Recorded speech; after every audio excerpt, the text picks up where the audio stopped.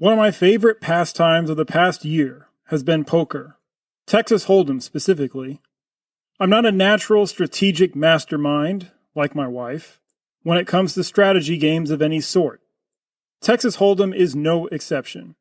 Over the past year, I've been learning how to play poker from six-time World Series champion Daniel Negreanu. Negreanu is one of many renowned experts that Masterclass has to teach you how to do what's important to you. I've been watching Negreanu's nearly 30 lessons on poker, embedded with many of his examples from TV tournaments spliced in. Daniel Negreanu's Masterclass on Texas Hold'em has really helped me grow fundamentally sound at Texas Hold'em. There are hundreds of other experts who can help you grow various professional skills or your abilities in various hobbies.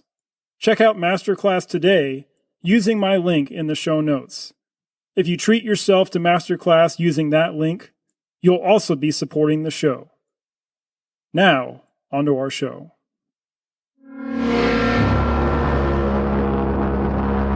This is Forgotten Wars. It wasn't a fair fight. Though the United States hadn't emerged as the ultimate superpower that it is today, Spain was no match. In just 4 months of combat over Cuba, the Spanish lost their hold on the island forever.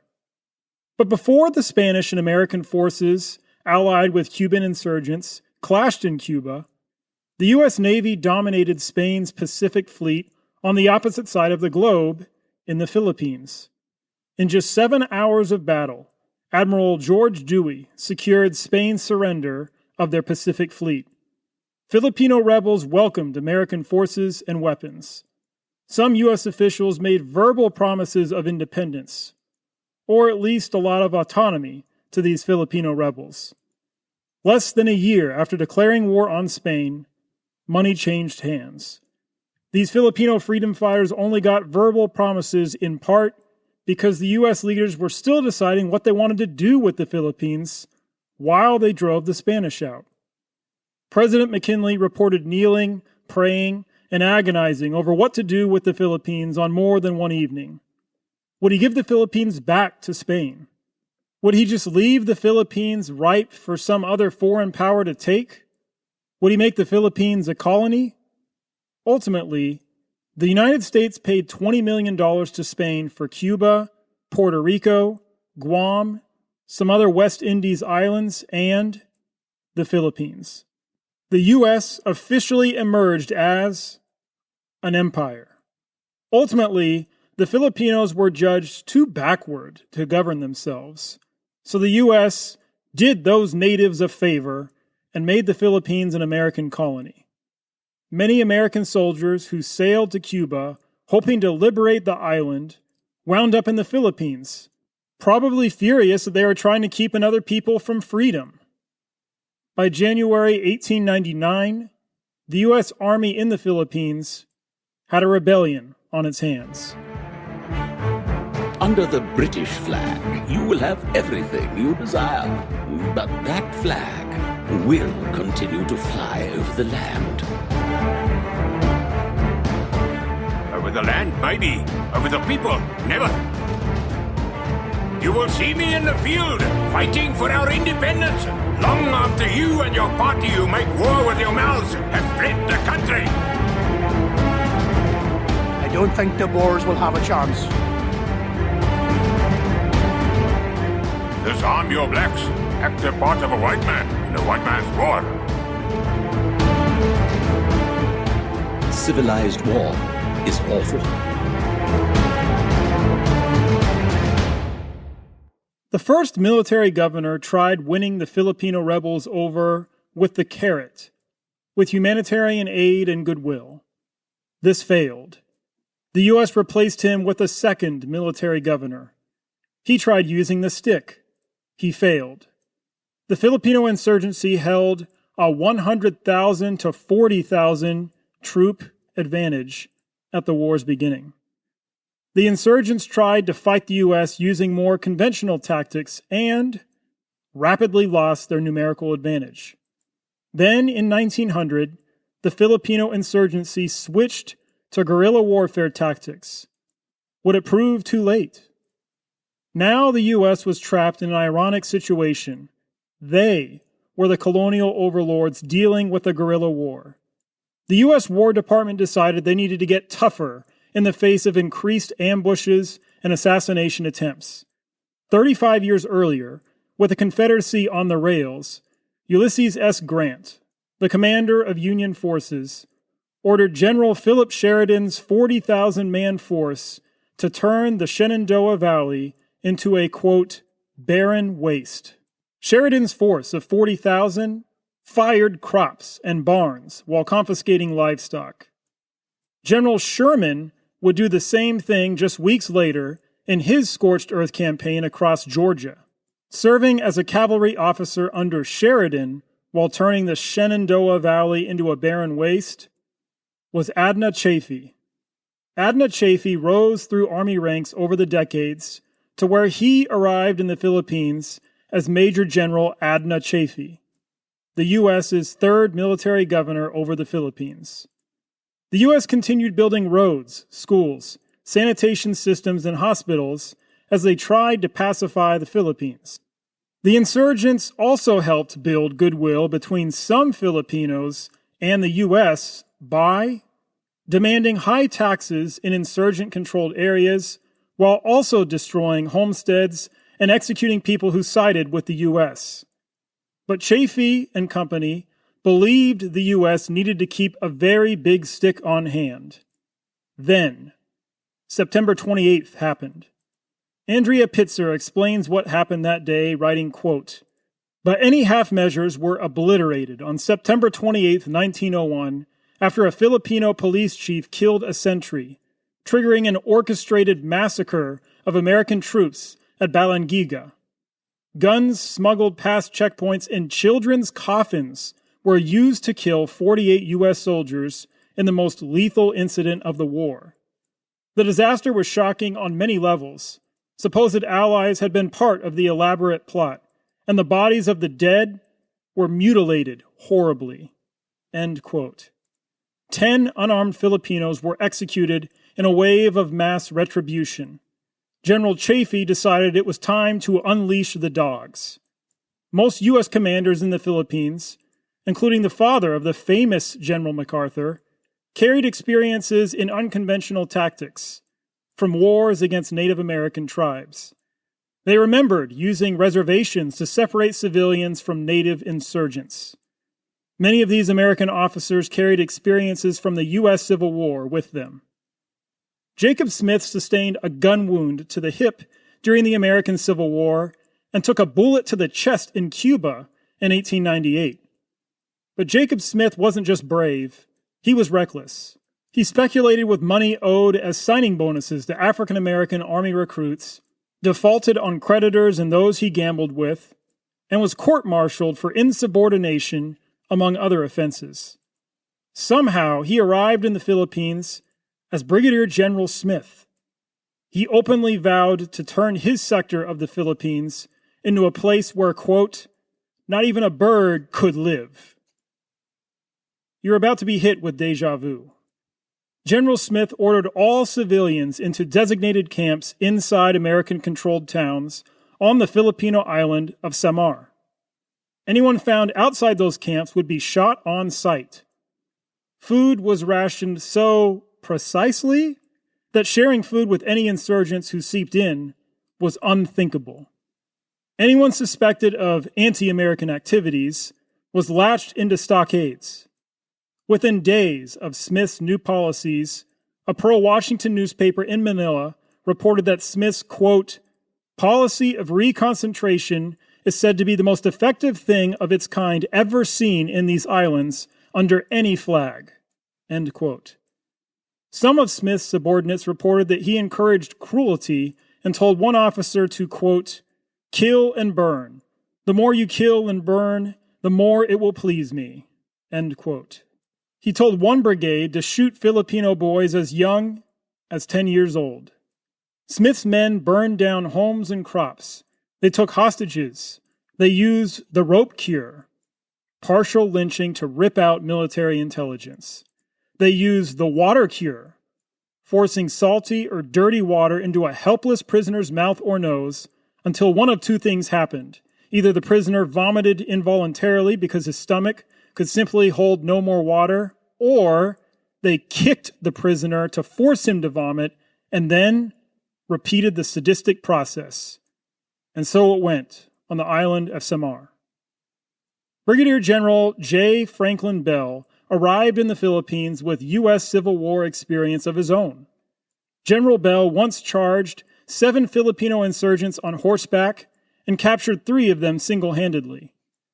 The following colorful account sounds pretty rich to me, but some of his subordinates even claimed that he charged these 7 Filipino insurgents while, get this, riding naked on his horse.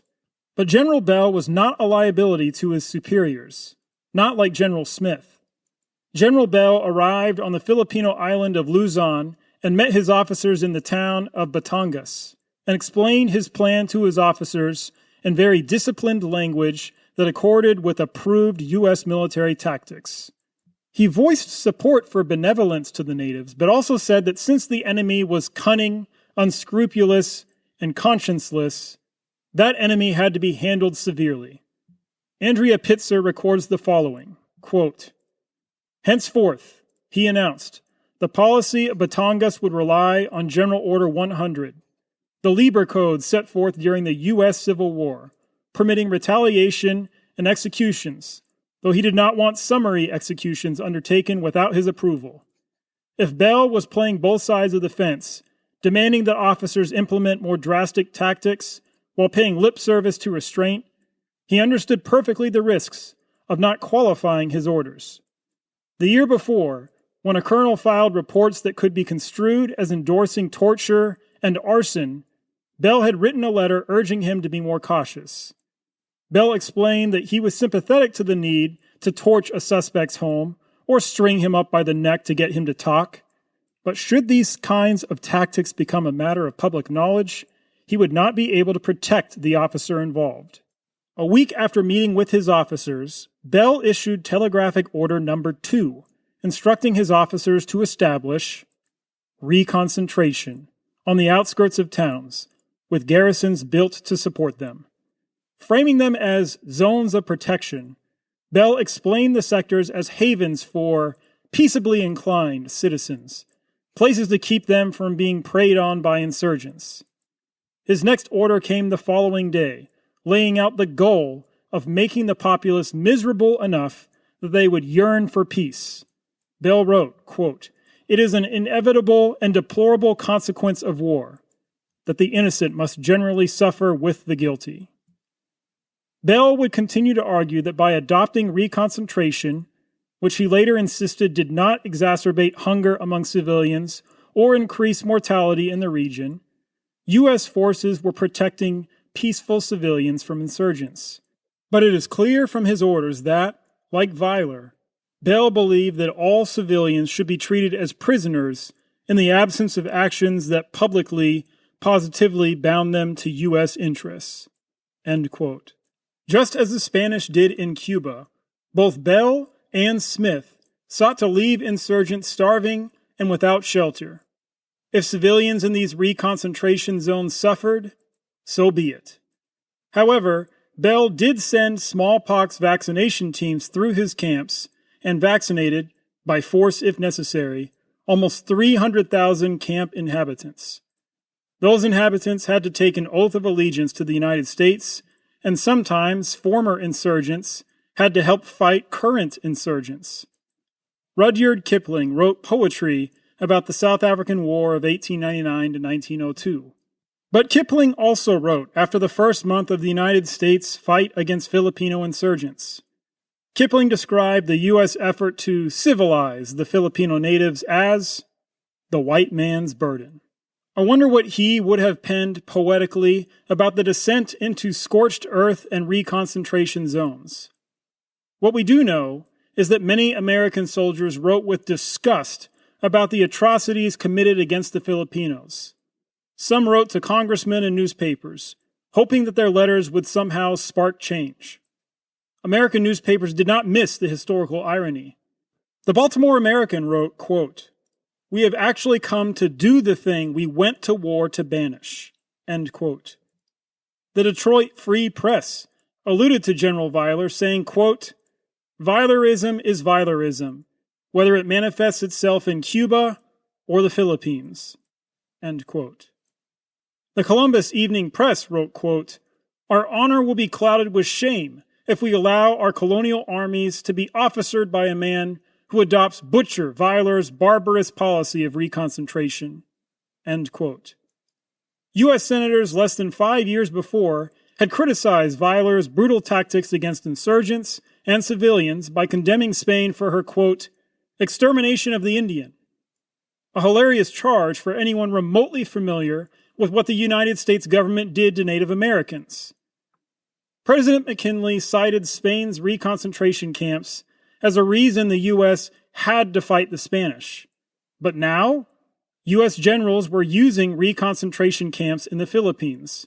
One political cartoonist in the United States portrayed a gleeful President Teddy Roosevelt preparing to tip a bucket of water labeled "civilization" down the throat of an unwilling Filipino prisoner. The U.S. Senate Committee on the Philippines forced an investigation beginning in January 1902. For several months, more atrocities, more reconcentration policies, more officially sanctioned cruelty came to light. Just before testifying to this committee, the Governor General of the Philippines made the most narrow promise possible. Quote, "There has never been any thought of establishing concentration camps in the ordinary acceptation of the term." End quote. Whatever the hell that meant.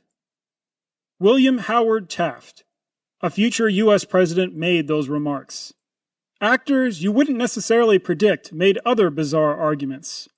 For example, Pitzer writes that a northern senator made the case for, quote, "torturing Filipinos" to a southern senator. The southern senator noted that white southerners were not allowed to lynch, but the practice was apparently condoned overseas. End quote. Many American southerners resented the American tactics in the Philippines because it reminded them of scorched earth policies that General Sherman and others had used against the South. When U.S. Army Major Edwin Glenn faced trial for using the water cure, his defense was this: "The water cure is okay because the Spanish used it, the insurgents used it, policemen in American cities used it, and the water cure doesn't really hurt, it's just uncomfortable." In the end, Major Glenn was nailed with a $50 fine and a suspension of 1 month. General Smith, the loose cannon general, only got convicted for conduct unbecoming an officer and received no prison time. Cheering crowds welcomed him back in Ohio, but he had a complete nervous collapse shortly afterward. General Bell, the careful, calculating general, perpetrated his war crimes through his subordinates with enough personal separation that he faced no official rebuke. Less than 5 years later, Bell won confirmation as Chief of Staff of the U.S. Army. In the end, something over 100,000 civilians lay slain after the American pacification of the Philippines. American concentration camps are blamed for about 11,000 of those dead. When the U.S. considered going to war with Cuba in 1906, government officials considered bringing back concentration camps. Those camps had worked so well in the Philippines, but ultimately, Roosevelt deemed the camps unnecessary. While the United States used reconcentration camps at the turn of the 20th century, Lord Roberts waged war against Boer guerrilla warriors. What may surprise you is Lord Roberts requested intel on how the U.S. was running its reconcentration camps in the Philippines. What cannot be proven definitively is whether Lord Roberts actually used the American reconcentration camps in the Philippines or Weyler's reconcentration camps in Cuba as precedent for what Lord Roberts and company would eventually resort to in southern Africa. He and other British generals' written records are silent on this. What these British generals and administrators presided over in southern Africa was deplorable. But did it have precedent in southern Africa itself? The year is 1854. The British have decided it's not worth the fight. They and the Basotho had been fighting intermittently for several years over the eastern portion of the Orange River sovereignty. In 1854, the British withdrew and handed control over to the Voortrekkers who'd settled there. These Voortrekkers renamed this land the Orange Free State. Now, the Voortrekkers were the ones facing pressure from the Basotho over the eastern part of their free state. But these Voortrekkers had not only knowledge of the land, they had the will to keep this territory their own. Orange Free State President Josias Hoffman wanted this territory, but also worked hard for good relations with the Basotho chief. Hoffman made many goodwill gestures, but one of those got him in big trouble with his own people. He gifted the Basotho king Moshushu with a small barrel of gunpowder. This gesture upset Hoffman's Boers so much they forced him to resign in 1855. The Boers didn't think it was safe to let firearms fall into the hands of black people. The British and Cape colonists felt the same way a couple decades later when they fought the Gun War, hoping to disarm the Basotho in their midst. The irony is that some Orange Free State Boers had smuggled gunpowder to the Basotho because of Boer resentment against British rule in the area. But anyway, the next president of the Orange Free State couldn't make any lasting peace over the Eastern Free State either. In 1858, the Free State declared war on the Basotho. Both sides raided the other's territory. When Basotho warriors plundered farms deep in the Free State president called for help from the Cape Colony governor and the Transvaal. Cape Governor Sir George Grey eventually mediated a peace that basically reverted things back to the status quo between the Basotho and the Free State. But less than a decade later, the Basotho and Boers faced off again. Though the Basotho had a heavy numerical advantage, the Free State Boers had more than a couple of advantages of their own. This time, some Transvaal Boers did come to their aid. Second, the Free State Boers had far superior breech-loading rifles, whereas the Basotho, over the years, could not keep up in terms of firearm technology, gunpowder, and therefore had much less accuracy against their Boer foe. Additionally, Moshushu's sons were fighting over who would succeed their father king. So the Basotho kingdom was not united. But even still, the Boers could not take the Basotho mountain fortress of Thaba Bosiu. So the Free State forces took an aggressive measure.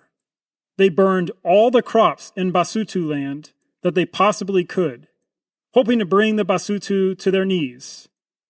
At almost the exact same time that General Sherman and company used scorched earth tactics to finish off the American South, the Free State Boers did the same to the Basotho.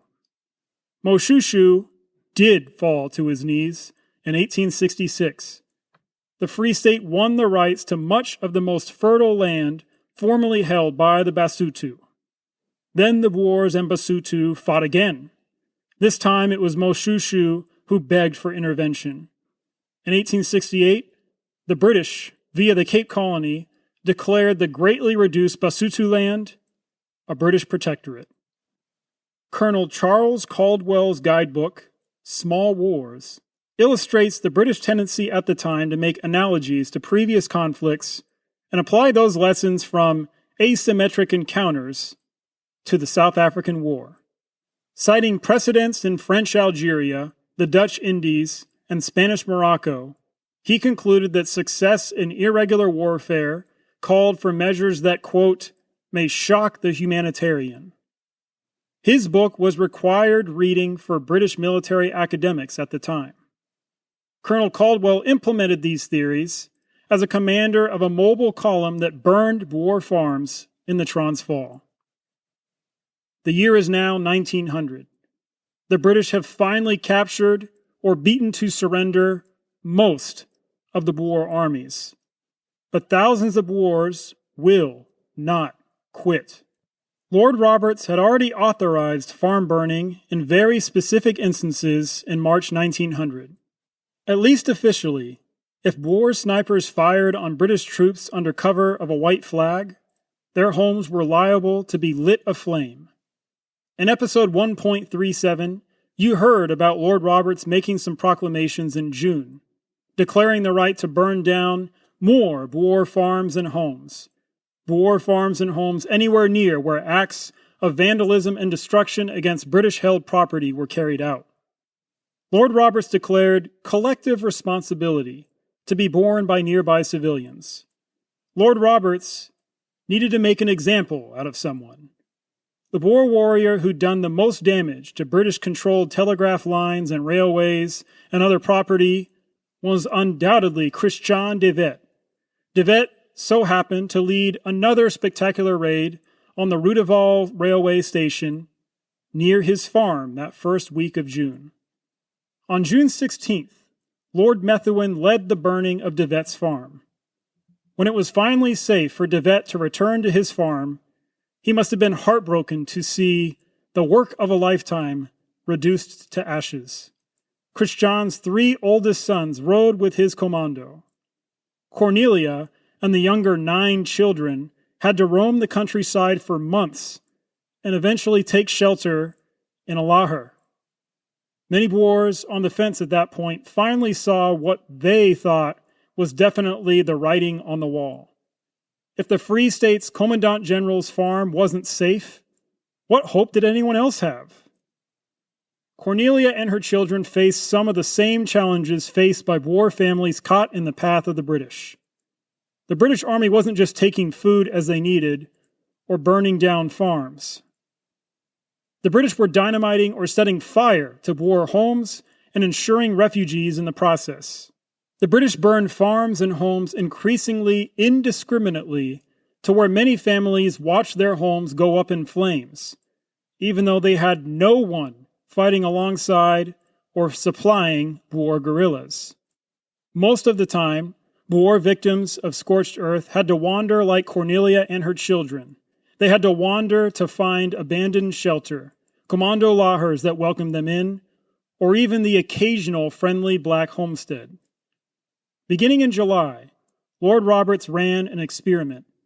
He shuttled around 2,500 women and children from Johannesburg and Pretoria along the British-controlled railway, then dumping them near Boer forces retreating towards Delagoa Bay. This could serve the purpose of weighing down commandos with non-combatants to feed, of making families pay for aiding the Boer resistance, and maybe even shake the morale of some Boer warriors seeing these destitute women and children. Botha and company complained to Roberts that this was a cruel act of making women and children bear the cost of war in order to coerce Boer warriors into surrender. Lord Roberts argued that he couldn't afford to keep feeding these women and children of the enemy that he argued were ultimately responsible for the plight of their women and children. The stream of surrendering Boers continued into July, but other Boers reacted differently, defiantly. They grew all the more determined to fight, to the bitter end. September showed shuttling to be insufficient. The British realized that more needed to be done than simply dump these families close to Boer commandos. Boer commandos struggled enough to feed themselves, so they couldn't feed these hundreds of women and children and old men too. So commandos had to leave these refugees behind. That had to be gut-wrenching. So in September, as British scorched earth policy grew more systematic and widespread, something new emerged in Pretoria and Bloemfontein. By December, more than 40 of these dotted South Africa. So that's it for part 2. Tune in next time for part 3. I wanted to put a plug in for those of you who are active on social media. If you would like to share any of the podcast episodes, maybe the ones from this 3-part series, feel free to tag me in those social media posts. If you tag me in those posts and I see that you're getting some feedback, you will be eligible for one of the contests that I have running right now. All right, everyone. Thank you for listening. Talk to you next time.